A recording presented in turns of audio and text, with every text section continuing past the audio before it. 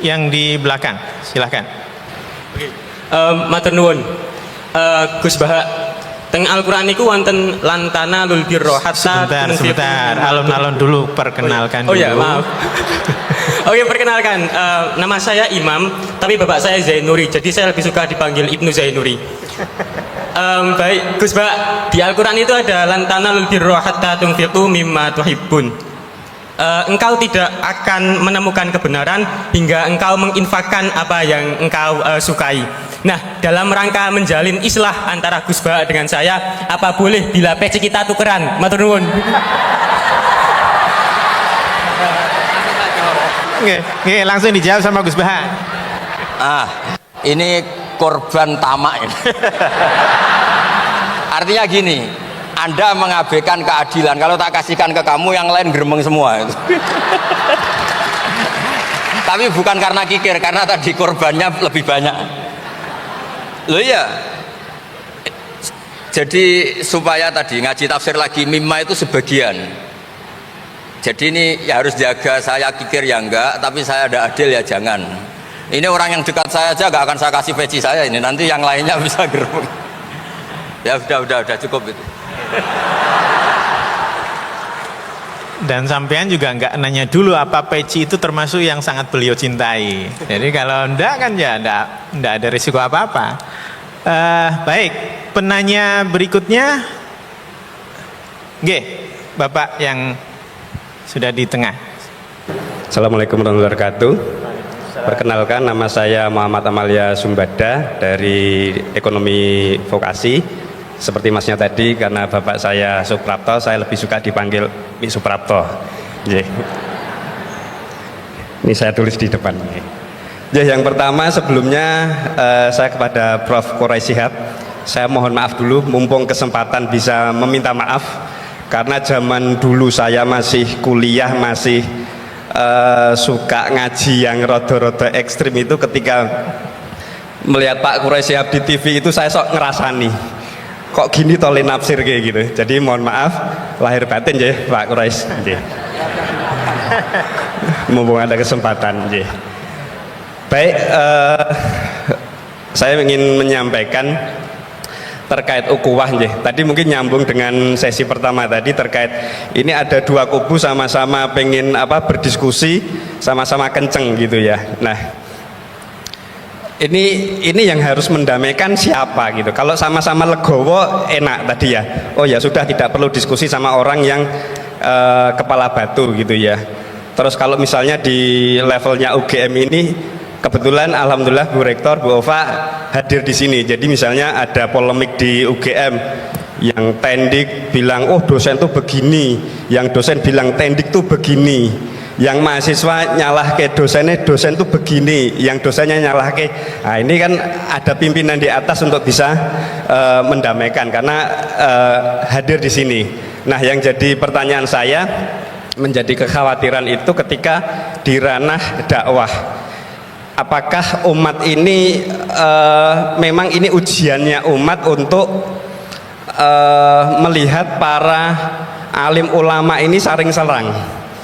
Jadi misalnya kalau kita belajar distribusi normal itu kan pasti ada 10% ekstrim kanan, 10% ekstrim kiri. Yang tengah-tengah itu biasanya ikut-ikutan aja.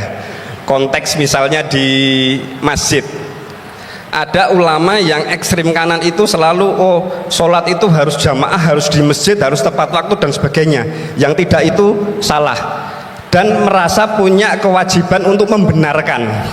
Nah, sedangkan ada ulama-ulama yang kebetulan Gus Baha kemarin saya nderek di Watu Congol sebentar sekali, Gus Baha ngajinya di Gus Ali, alhamdulillah di sini kepanggih lagi.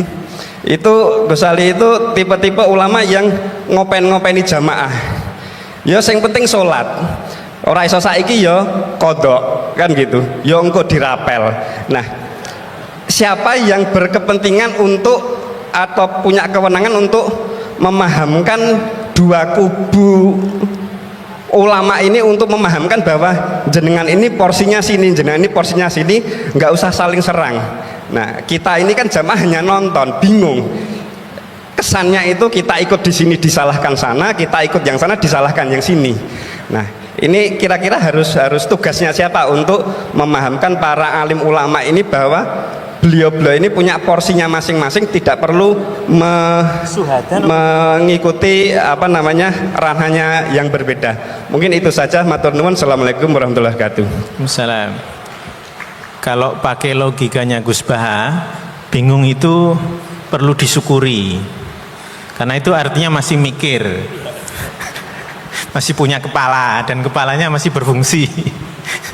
Tapi saya kira atau satu lagi atau cukup tiga?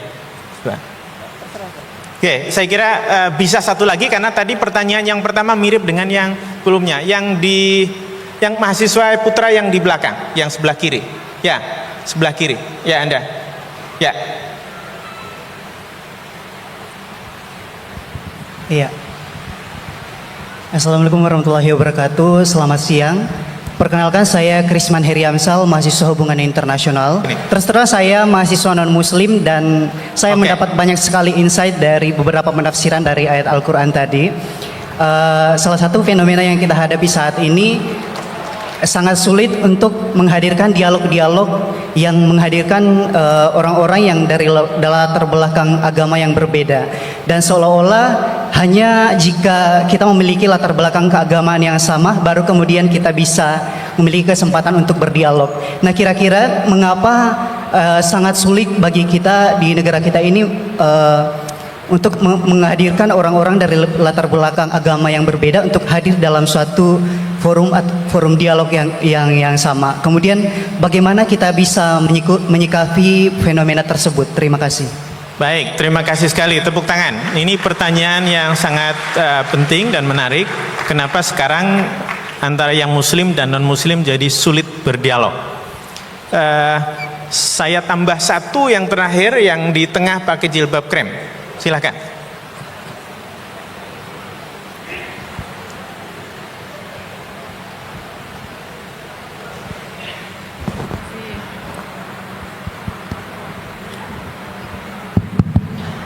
Assalamualaikum warahmatullahi wabarakatuh.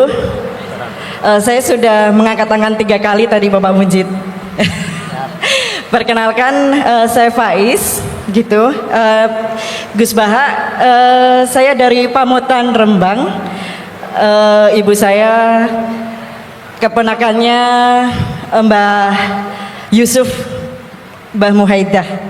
Gus Baha, alhamdulillah bisa bertemu Gus Baha di sini. Senang bertemu Prof. Gerai Shihab.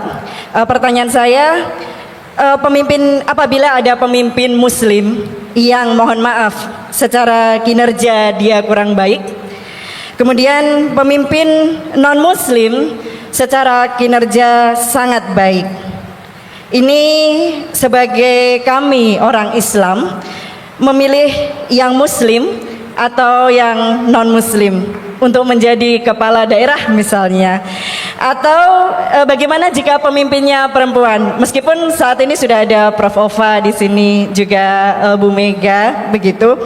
Kemudian termasuk ketika kami di UGM ada rekrutmen dosen baru, kira-kira mana yang bisa kami pilih apabila nilainya berdekatan, begitu.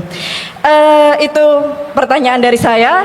Saya baru perkenalannya di belakang Bapak Mujid, saya dari Forum Silaturahmi Nahdlatul Ulama. Saya juga pengajar di pengelolaan arsip rekaman informasi di BSMB Sekolah Vokasi, sama dengan Gus Prapto. Mohon maaf. Assalamualaikum warahmatullahi wabarakatuh. Waalaikumsalam warahmatullahi wabarakatuh. Terima kasih banyak untuk pertanyaan-pertanyaannya. Ya, silahkan Gus Baha untuk menanggapi. Mudah-mudah dulu. Oke, nanti Pak Kores mentok. Bismillahirrahmanirrahim. Tadi yang dari Magelang ya, yang tetangganya Gus Ali tadi Bali, yang minta maaf sama Pak Kures. Saya mewakili beliau, sudah dimaafkan. Karena saya tahu kalau tradisi orang alim, tradisi kiai itu memaafkan itu ibadah, jadi enteng saja. Apalagi pas Anda ngerasain itu nggak ditulis kok, diaras, karena nggak ngefek.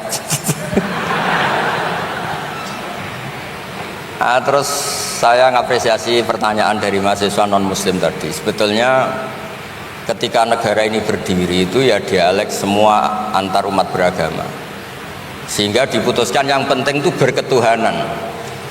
Maka yang ditolak oleh konstitusi kita adalah ateisme, komunisme. Saya bayangkan misalnya punya anak perempuan, diajak orang yang tidak beragama di tengah hutan misalnya, bunuh ya tidak takut Tuhan, merkosa tidak takut Tuhan, salah etika ya tidak takut Tuhan. Bandingkan kalau diajak yang beragama, pasti masih ada rambu-rambu, ada ini itu. Sehingga memang masalah betul ketika orang tidak berketuhanan itu. Jadi saya ingatkan Mas tadi, siapa tadi namanya? Yang non Irman Syah, yang non muslim tadi itu. Dari HI. Siapa? Namanya siapa? Siapa? Kurang jelas. Ya, coba, ambil. Siapa namanya? Ya. Krisman. Oke, namanya Krisman. Jadi Mas Krisman ya, kalau dibilang nggak pernah ada dialog dulu ketika negara ini berdiri, itu semua tokoh agama bersepakat.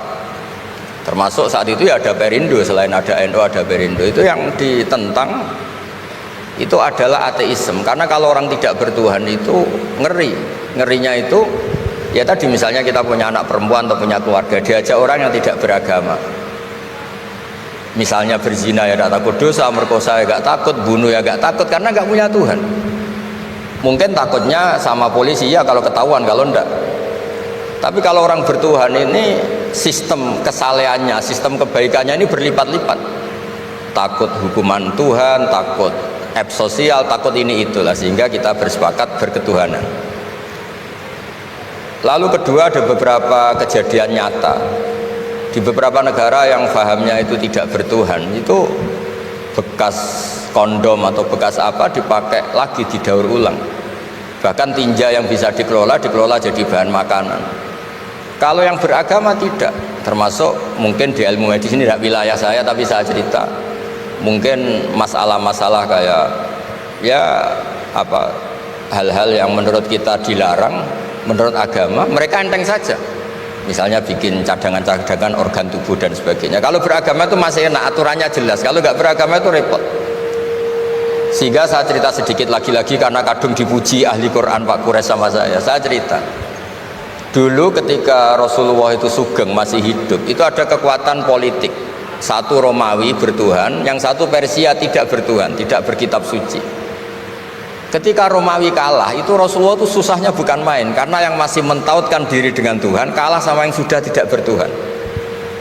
Dan ketika akhirnya Persia yang kalah, yang menang Romawi, Nabi itu ikut senang karena yang bertuhan mengalahkan yang tidak bertuhan. Kenapa penting bertuhan? Karena bertuhan itu setidaknya punya aturan. Melakukan ini dosa, melakukan ini dosa. Empati sama fakir miskin itu ibadah. Semua agama pasti sama di tema-tema seperti itu. Sehingga berketuhanan ini penting sekali, kata Pak Kures tadi, berketuhanan itu luar biasa. Terus kedua, ini penting juga. Saya mohonnya, saya pernah juga disowani beberapa tokoh dari Mabes Polri. Saya sering bilang, Indonesia, utamanya pejabatnya harus terima kasih sama seluruh rakyat Indonesia, karena itu aset yang sebenarnya Indonesia ya seluruh rakyat Indonesia. Saya cerita satu cerita, ini hadis sahih di Bukhari, nggak bisa dipertentangkan. Ini hadis sahih di Bukhari, di Muslim. Di antara yang diapresiasi Allah itu adalah potensi jahat kita tidak menjadi, tidak kita wujudkan. Kalau seluruh rakyat Indonesia, tidak usah seluruh, 1/4 kita ini maling semua. Itu negara miskin kok, karena biayai kita di penjara 2 tahun 3 tahun. Separuh kita mentalnya membunuh, habis Indonesia. 1/4 saja, 1/3 saja, 1/8 saja punya mental killer, itu habis Indonesia. Ketika rakyat kita, ketika tetangga kita, masyarakat kita tidak melakukan kejahatan, itu ketertiban yang sejati.